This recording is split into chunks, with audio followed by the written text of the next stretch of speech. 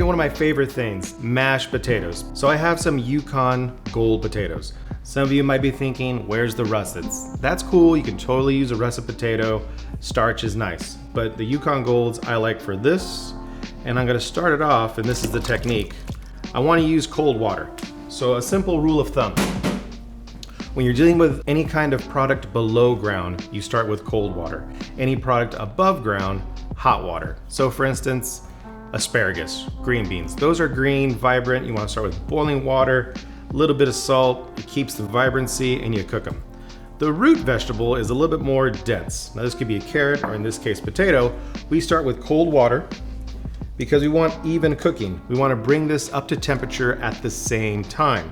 So that's why you start with room temperature or cold water. So some of you might be thinking, well, that's going to take too long. Yes, it's going to take a little bit of time, but the end product is much better and there's less waste. If we were to start with hot water and throw our potatoes in, especially russet potatoes, the outside would cook, start to melt before the inside was done, and you'd have a lot of waste. If you notice, I started also a little bit of salt. I want to start the salting process and flavor my potatoes. That way I can use less salt at the end. So this is the first technique and the first thing we're gonna do to make these slam bammin' mashed potatoes. It's been about 25 minutes and these are fork tender. And I just wanna slightly pull one out so you can see what I'm talking about. These keep their shape. They're totally cooked and the shape is still here. That's the difference between russets and new potatoes. And this is gonna make a great mashed. So I'm gonna take these off the heat, drain them, and I'll show you how to do the rest of the process. Now comes for the ricing. I have a hand ricer. If you have a mill, that's totally cool too. Or if you wanna make it more rustic and just use a little potato masher, you can do that as well. So I just wanna add these potatoes. And here's the key thing. Once I rice these, I have it on low. So there's a good amount of heat, ouch. There's a good amount of heat in that pot. What I'm looking to do is get rid of all the moisture from the potatoes.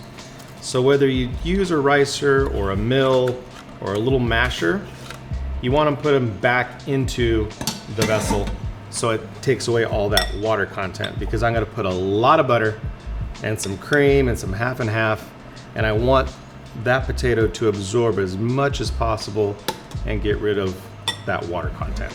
So I'm just going to go ahead and rice the rest of these potatoes and be back to show you all the butter that we're gonna put in these things.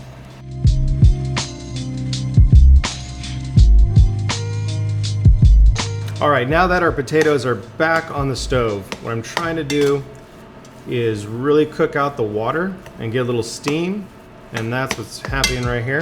If you can almost hear it, sizzling. Can you hear it? I can't. No? Well, take my word for it. There's some sizzle. There's some sizzling happening. Plus you see the steam. So now we're gonna add some butter. When I say some butter, it's about 3 pounds of potatoes, and this is about 2 pounds of butter. Yes, you heard correctly. 2 pounds of butter. Now you might be asking, why am I using 2 pounds of butter? Because butter tastes good.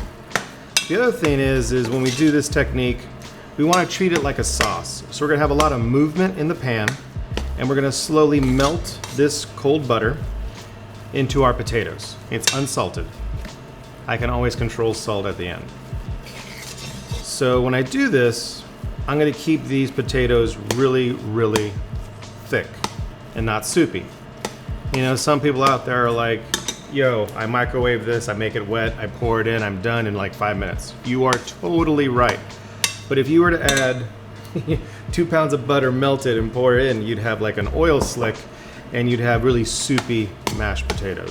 These will not be soupy mashed potatoes, because just like the technique in doing a butter sauce, I don't have this on a high temperature, and I'm slowly incorporating this butter into my potatoes, and as you can see, they're staying thick. So let's add some more butter. Lots of butter. Now as I'm doing this, I want to have a little bit of a stabilizer. What does a stabilizer mean? That means as this gets hotter, because as you can see, I have it on a simmer, 210 degrees. Right now it's 209.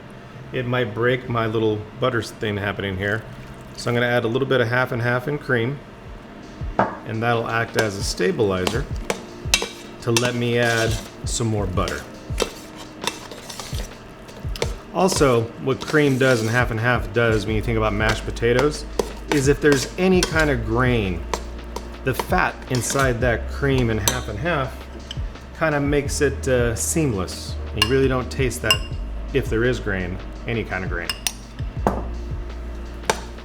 And again, as you can see, I'm still thick, okay? Not soupy.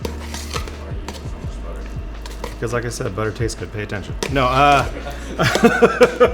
so, you know, back in the day, you had a big time chef, Joel Robuchon, and he had these awesome potatoes, and because of his technique, he was able to pretty much add the same amount of butter to potato ratio. So if he did 5 pounds, 5 pounds of butter.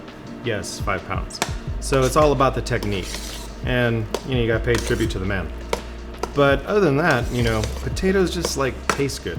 With these kind of potatoes and the creaminess and the butteriness, are you gonna need gravy? No, it's just an accessory. But if you have it, it's gonna taste good too. But again, soupy? I think not. The last of our butter. So with the amount of butter you're using, you could take it further. I could take it further. On the back row here in the prep table, I have 2 more pounds. That'll get me to 4 pounds of butter and 3 pounds of potatoes. But I think I've proven the point, yeah? Now, as far as these are gonna be ready to go once I'm done. Now, if we were to do this for a dinner party, let's say, ahead of time, we could take it to where they're almost ready, and then I would even out the potatoes, like put them flat inside the pot, and I would just cover it with some cream. Kind of like how you're keeping the air out of the herbs or whatnot. You're kind of like keeping the air away from the potatoes. And then when we were to reheat, I would just turn on the heat, and because of evaporation of the potatoes and the milk and whatnot, it could totally absorb that cream, and you're good to go. Wow. Really good.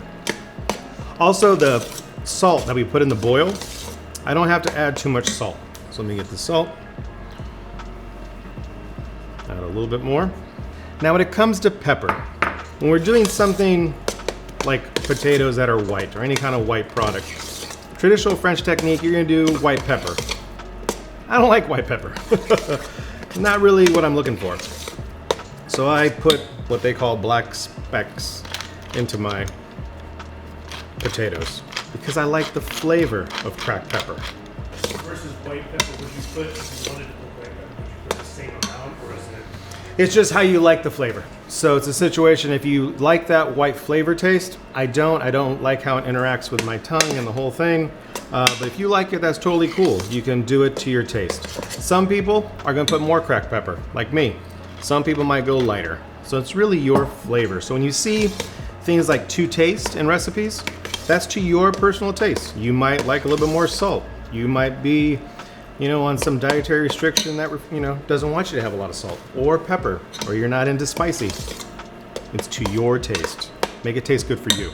All right, last taste. Wow, these are really good. I'm gonna finish it with a little bit more cream. And I can plate these bad boys up. Now these are not soupy potatoes. So if you wanted to be, you know, bougie or culinary school, you could totally put them in a piping bag. But I mean, these things are standing on their own. So that technique of using cold butter and incorporating it to your potato will keep your potatoes stiff, creamy, and not soupy. These are the mashed potatoes you should bring to your Thanksgiving. What I like about the dish is the technique. So we had 3 pounds of potatoes and 2 pounds of butter. So when you do the technique right, this could be done for any kind of root vegetable. These are some delicious Yukon Gold mashed potatoes. A little bit of cream, a lot of butter, simple salt and pepper, and you have yourself one fantastic side. Something you should definitely try during the holidays or any Tuesday night, mashed potatoes.